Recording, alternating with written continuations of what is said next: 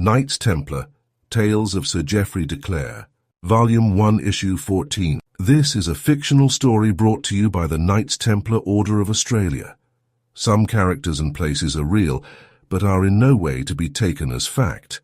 Like, comment and subscribe for more Knights Templar, Tales of Sir Geoffrey de Clare. Author Daniel Burl. Before the sun rose on July 6, 1147, the Templars and the royal soldiers awoke to the cool pre-dawn air. Master Egbert, Geoffrey and Bernard crept up on the bandit camp to conduct surveillance. The camp was a scene of disarray.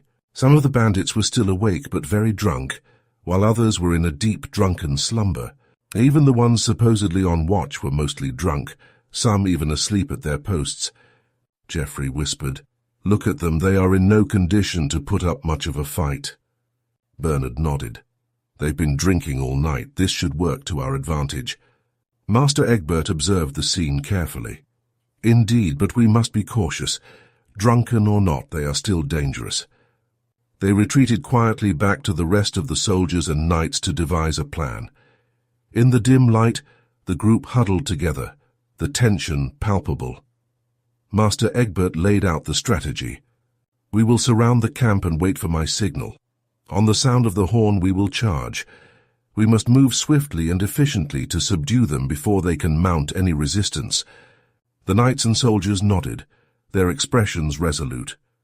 The plan was set. They moved into position, encircling the camp silently. The night was still, the air heavy with anticipation. At the break of dawn the horn sounded. The silence was shattered by the roar of the charge, as the Templars and the king's soldiers stormed the camp. The bandits, caught off guard and inebriated, scrambled in confusion. A fierce battle erupted, but the well-coordinated knights and soldiers quickly gained the upper hand. Swords clashed and shouts filled the air, but it was over swiftly. The bandits, overwhelmed and outnumbered, were subdued in no time. The Templars and soldiers moved efficiently, restraining the bandits and tying them up.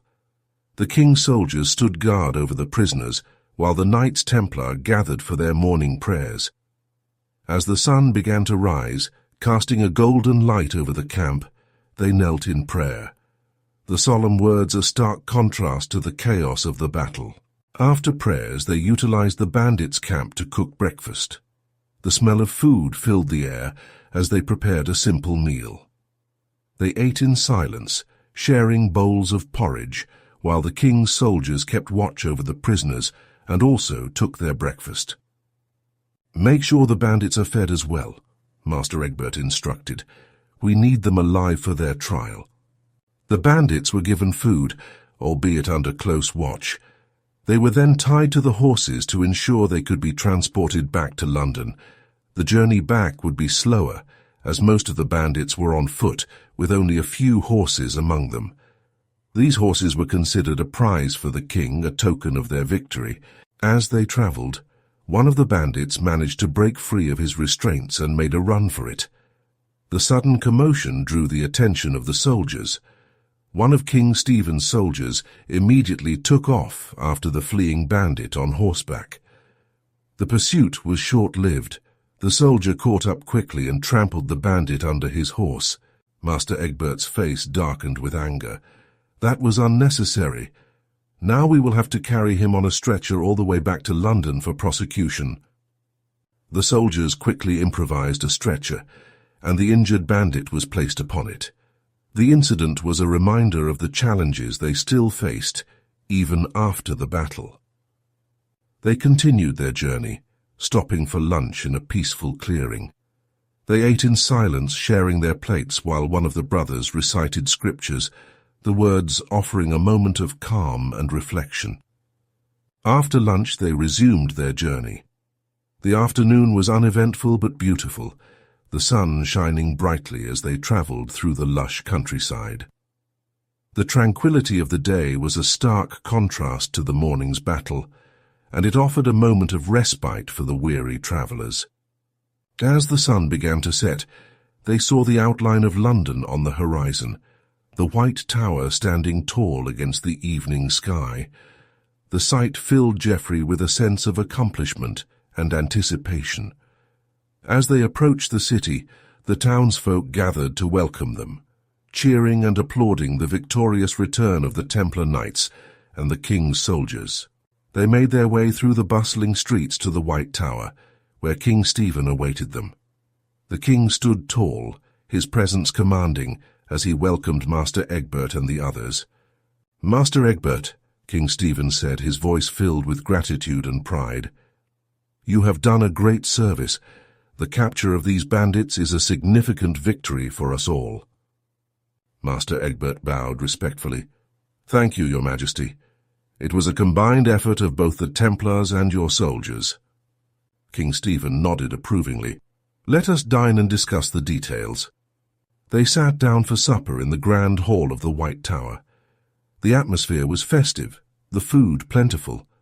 Master Egbert and King Stephen discussed the events of the day, their voices mingling with the sounds of the feast. Geoffrey and Bernard, seated a little away from the king, spoke in low tones. "Tomorrow will be an important day," Geoffrey said, "an audience with the king himself." Bernard nodded. "Indeed, it is an honor and a responsibility." After dinner, they joined the king and his court for evening prayers, the Vesper service a moment of quiet reflection after the day's events. The sacred chants filled the hall, a reminder of their faith and purpose. As the night deepened, they retired to their quarters within the White Tower. Geoffrey lay on his bedroll, his mind filled with the anticipation of the days to come. Tomorrow would bring new challenges and opportunities, but for now, they had won a significant victory, and that was enough. This is a fictional story brought to you by the Knights Templar Order of Australia. Some characters and places are real, but are in no way to be taken as fact.